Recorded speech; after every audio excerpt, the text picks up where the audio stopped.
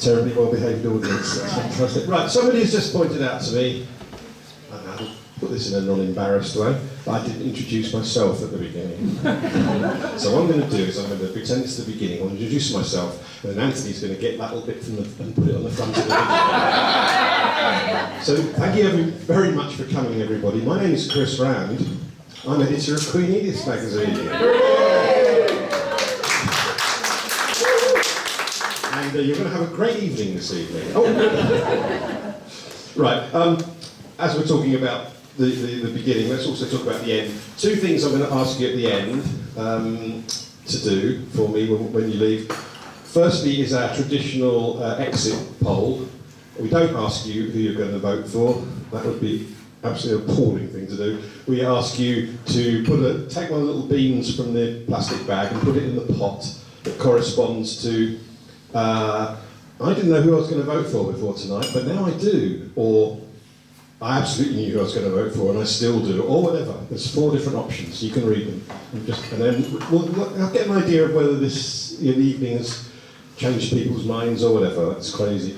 The second thing is there's also a load of cards on the side there, which are to do with the Queen Edith's News Friday night email, which I'm sure virtually all of you get because we've promoted this through that, so that's why you're here.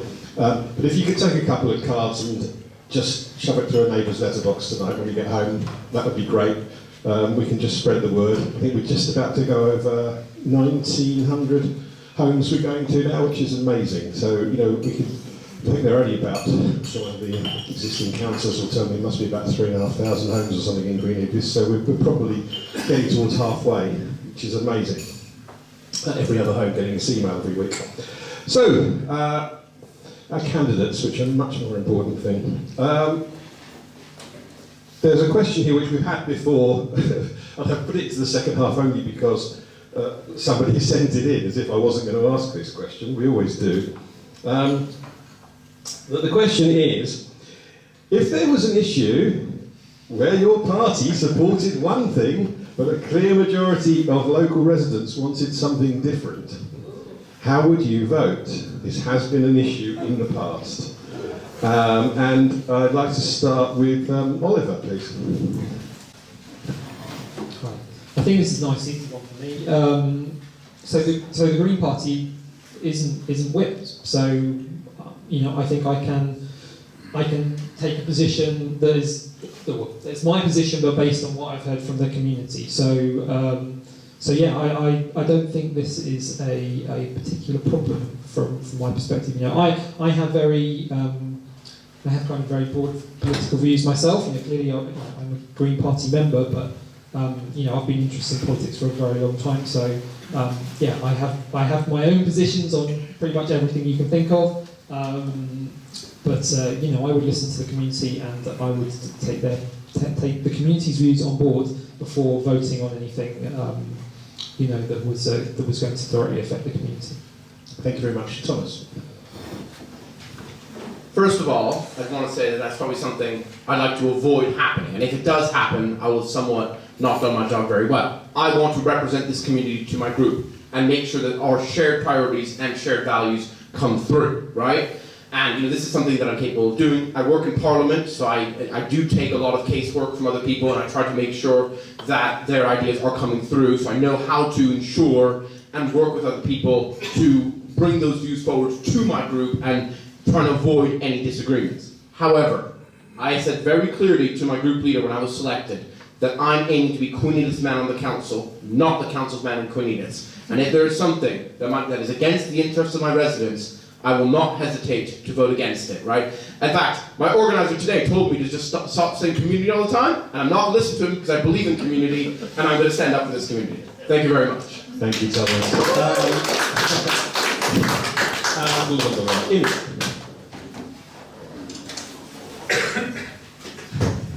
I would endeavour to find a compromise between what my party wants and what is best for the community, and that is what I stand by. Thank you very much. To the point. And finally, David. A councillor is supposed to represent the community, and that's all I would do. So if you decide that something's good for you, I'm not going to tell you what's good for you. I'm going to go with it. Thank you very much. Thank you very much. Well, brief but clear answers. I do like these people. That's all of them. Right. The next question is, I've slightly paraphrased, but it came in, was one of the City Council's main priorities, or responsibilities, in fact, perhaps the main responsibility, is planning. And certainly in regards to this area, that's a very big issue. Given that development and expansion of the city is almost inevitable, how would you like to see it happen? Definitely not shying away from the key issues here, huh? I do agree that, and I was as shocked as everyone to hear about Michael Gove's 2040 plan that was announced in the Sunday papers and nowhere else. And as I said before, I work in Parliament. I think it's pretty, I don't need to say who I work for, the MP for Cambridge. He met with the main civil servant who's doing the planning. He said it felt like meeting an occupying army. So what I'll say is this: I intend to stand up for this ward and ensure that we do not see overdevelopment or development without proper infrastructure. And I'm going to use the council's powers under Section 106 to hold developers to account. I want to make sure they pay back into the environment and they pay back into the community. What I do not want to see is a new area that has just houses and no sort of other areas, no play areas, no shops, right? That's not what we want. That's not good. That's going to put strain on the community. What I want to do is ensure that all development is environmentally friendly and is done with the consent of voters here, and that the council uses every legal power under its jurisdiction to prevent rampant overdevelopment that is done from Westminster rather than done from the will of the people here. And that's the kind of thing that I can do by listening to people, by holding regular surgeries, and when developers don't do this, if we have situations where after the fact there are no environmental improvements, I will do what I've done for this ward before, put in bids for environmental improvement funding to get those areas in, even if it's after the fact. But I will make sure that any development is done in an environmentally friendly way and is done in a way that benefits this community. Thank you very much.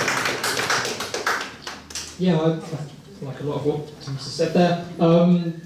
So yeah, I think if there are developments in the future, I think the most important thing from a green point of view would be that they are built in a sustainable way, and I also believe very much in that the infrastructure has to be put in place as well, and that we need great public transport. I guess fundamentally though, any developments that are being made, like I certainly would not want them to be kind of encroaching on the greenbelt, and I think the city is clearly. We are expanding out as a city, and I think that's probably not a good idea, because ultimately we're going to absorb the villages that surround the city. I think if the developments are happening, then they should be on brownfield sites where that's appropriate. So yeah, I think the city cannot sustain growth. The growth that's kind of expected. I don't think the city can keep sustaining that, and we can see like the roads creaking and things like that. And I just think with more housing, that's just going to get worse and worse, particularly without additional improvements to public transport. Thank you very much, David. Cambridge is one of the most expensive cities to live in the UK, correct? Yeah. So we have a problem, and we have to have some more housing, clearly, especially affordable housing. But Cambridge is also one of the most overdeveloped cities in the UK. And if we start losing sight of that, and if we start losing our green belt, and if we start developing and concreting over the whole of East Anglia, there will not be much point in coming to Cambridge in the first place, or considering this a place that you want to come to. So we have to bear all these things in mind and take a balanced view. And the people who should be at the forefront of this are yourselves. This is your city. You have to decide what's going to happen in this city. And that's why you elect people to represent you, so that your quality of life and your standard of living remain fair, good, brilliant. You don't represent people to come and impose things to you from outside or because their party dictates it. So, may I ask you why you're laughing? Your government Yes. wants to support Right, okay, so this plan shocked me. But I think the way I like to think of it, I don't know the details, but it sounds to me like an idea that was floated for discussion. I don't think it's a firm plan. Think about it. Cambridge has about 50,000 houses. If you put another 250,000, you're multiplying the population of Cambridge by 6. You're ending up with a 1 million person city with narrow streets, with a tiny centre, with no greenery whatsoever. So it's most unlikely that something like that would happen. And certainly I would not be for it. End of story. Immy. Well, everyone has made absolutely excellent points. I would not want any development that isn't supported by local infrastructure and isn't supported by the community that it will be a part of. I, as part of my residents' association, have been in communication with the NHS and Cambridge Biomedical Site to ensure that their 30-year plan of expansion does not come at the cost of local residential areas. They need to expand. They're a wonderful site, but they need to do so in a way that, as they say, does not impact on the green belt. Thank you. Thanks very much, everyone. The final question, which summarised a number that came in, quite different ones, but this is quite an awkward one, really, because lots of questions came in regarding transport, congestion, roads, that sort of thing. And of course, well, this is a city council election. We have a county councillor responsible for transports and roads, and here is our county councillor who's come along tonight. Thank you very much, Alex. It's lovely to see you. So I've kind of summarised it as follows. What do you see as a city councillor's role in the transport issues affecting our area? And you know, what are your own views? Your views are important, whether you see that they can have an impact or not. Well, I'd like to see you explain that. But what do you see as a city councillor's role in the transport issues facing the area? And perhaps we could start with David. So transportation, like housing, is a big issue, right? And we've been talking a lot about the congestion charge, which was perhaps a well-intentioned policy, but half-baked in that it would have caused a lot of trouble to a lot of people, especially people with lower incomes, small businesses, etc. There are other ways to deal with congestion. Congestion has to be dealt with. It's a problem. It's becoming worse and worse. But there are other ways of dealing with it than taxing the poor and preventing people from using their freedom, you know, basically confining them to home if they're unable to go cycling and such things.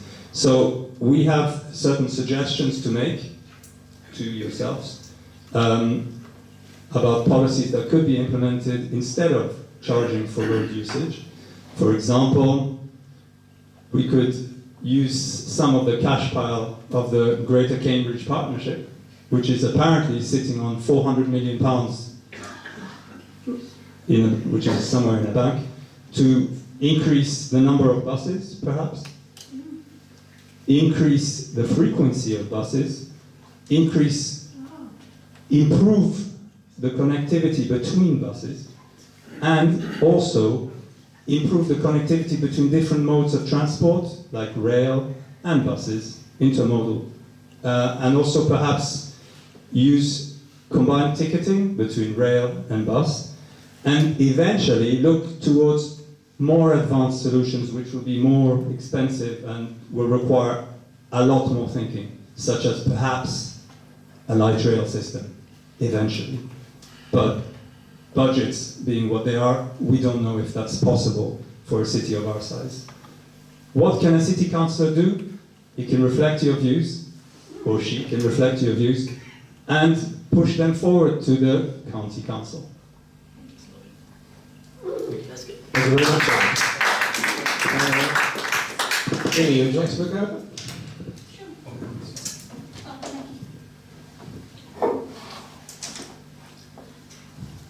As your Lib Dem candidate, I do not agree with the congestion charge. Does anyone here want a congestion charge? No. Thank you for answering. Do you want to stop the congestion charge? Your party didn't. Your party is asking.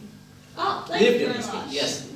Yes, I know there is a traffic problem. There is a commuter traffic problem. It is not residents. It's only at commuter times. And that is something that we do need to work on. There is a review at the moment to discuss what are the possible solutions and what can be done about it. But a congestion charge is not the solution, and I'm with you on stopping that. Thank you very much, Immy. Thomas? I'll answer what I can do first before giving my personal views on transport.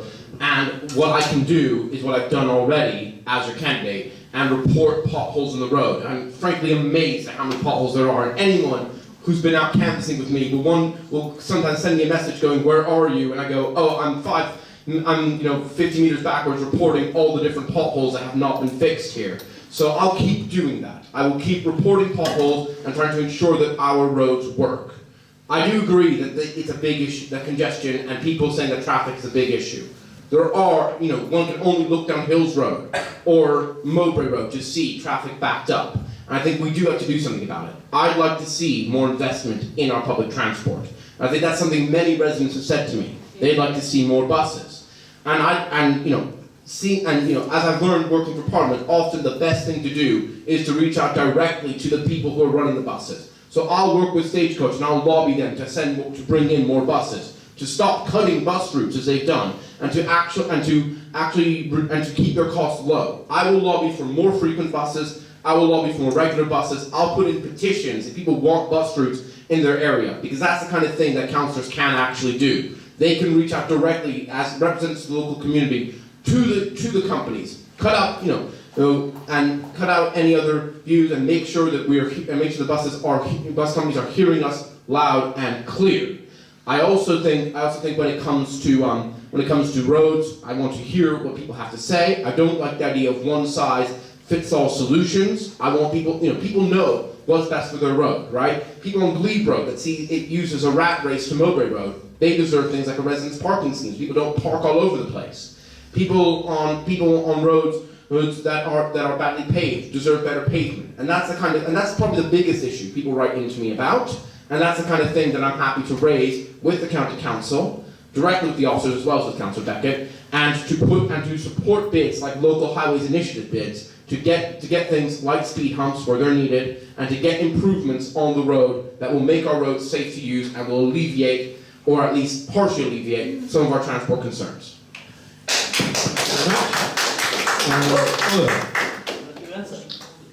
Yeah, so as you can imagine, as being from the Green Party, I would be looking at public transport as being kind of the key part of this. Now I appreciate that the City Council can't do a lot about public transport, but obviously I would, try to get the voices across of the community to improve the public transport within Queen Edith's. If I'm honest, I am a driver as well, so I do drive around the city. I have to drive around the city. It's not, I say I have to. I could choose completely not to, but it wouldn't be probably feasible. With the congestion charge, it would have affected me and it would have affected my family, but I still saw it as being the right thing for Cambridge. Now, it probably wasn't the right thing in the form that it was, but it probably was too big to start off with, but it could have been something different. And I think we shouldn't discount the congestion charge as being something that should not be implemented at all. I think the key thing for me is that Cambridge should have fantastic public transport. We're a great city, we deserve fantastic public transport, and that I think means more buses, electric buses ultimately. That has to be the end game as well. And also, I think, Cambridge is a city of cyclists, so why are we not spending more money improving cycle routes, kind of separating off cyclists from the traffic, and encouraging people onto their bikes, rather than investing in what I saw as frankly being an very silly, expensive roundabout on Fendon Road, I think it was. So much to do in this city, and if you elect a Green Councillor, I'll bring that voice. Thank you very much. Right, I think it's time for our closing statements. So I'll give the candidates a minute or so each, longer if you need it, to summarise what they've put over this evening and anything as a chance to anything that they might have missed out. We will start for the final time tonight with go back normal way on the voting ballot paper. So that's Immy to start. Well, thank you to everyone for coming. I really appreciate it, and thank you very much for organising this. As you all know who I am, I volunteer regularly in this area, and I want to make Queen Edith's a better place for its community and help everyone no matter what. I've been helping out at the food bank, at skip days, during COVID with a Happy to Help scheme. I've been working with the Area South committees and police committees to report issues of antisocial behaviour, noisy motorcycles and other issues relating to parking. I've managed to do a local highway successful bid to improve my roads and make it a safer area. I've been working with Nightingale Community Garden. I've helped build Hope's Friendship Garden, Ed's Orchard, and I just hope to continue doing more of that to make this place a community you deserve. Wow.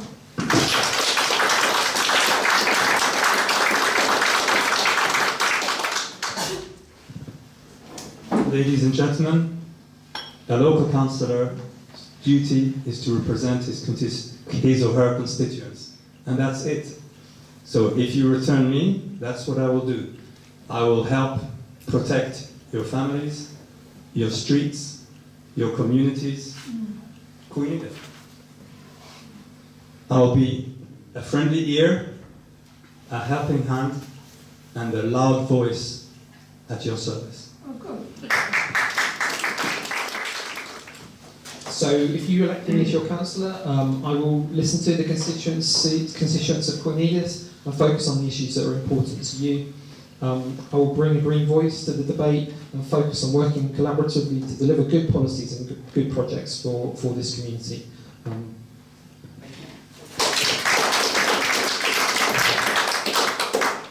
I think what we wanted to see in this room was a good debate. And I think we definitely got that, and I'd like to thank all the candidates and thank Chris once again for putting this together.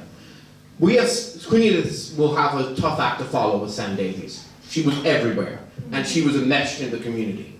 And you deserve a councillor who's going to do the same, who's going to bring that community focus to everything they do. And that's what I want to do. I want to be an accessible councillor that people can come and talk to, hold events like the one I'm doing next week at Rock Road Library. Again, invites are over there.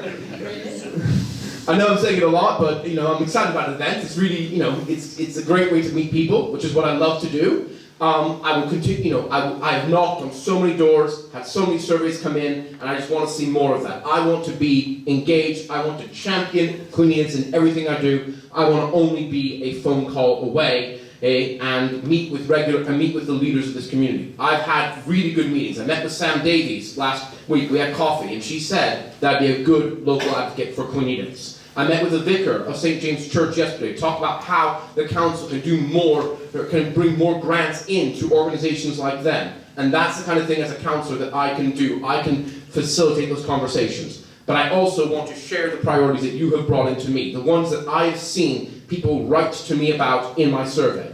Things like shortening GP waiting times and ensuring better engagement with the health service, ensuring better engagement with Addenbrooke's. Things like dealing with the cost of living, bringing back the warm room scheme that worked so well last year and that this church so actively participated in.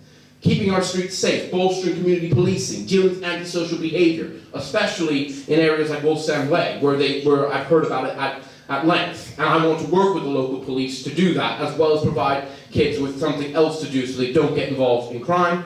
I want to deal with education. As an autistic person, SEND is particularly important to me. SEND diagnoses can change lives. I want to tackle those. I want to make sure they're going faster and work with the county council on that, as well as regularly engage with our schools, right? My boss, who's the MP for Cambridge, regularly meets schools every week. He goes to a school every week, meets the head teacher. That's the kind of thing I want to do. I want the head teachers of the schools in Queens to know my name and know they can come to me with issues.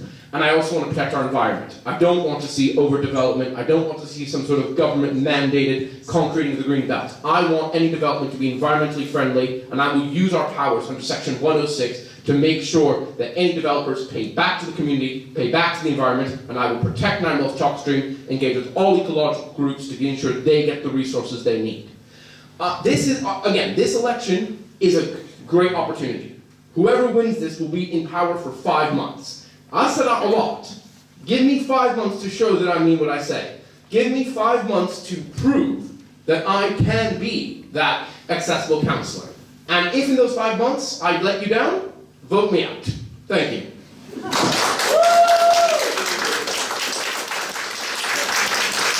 Thank you very much. I really enjoyed that tonight. That was terrific. We've got 4 super candidates, all of whom clearly care, and it's just lovely to see, because it's not always the case. We've had candidates in the past who, a bit paper candidates, I think they're called, but this is terrific. So, one final time, I'd like to give a big round of applause to our 4 candidates who've stood up to be candidates.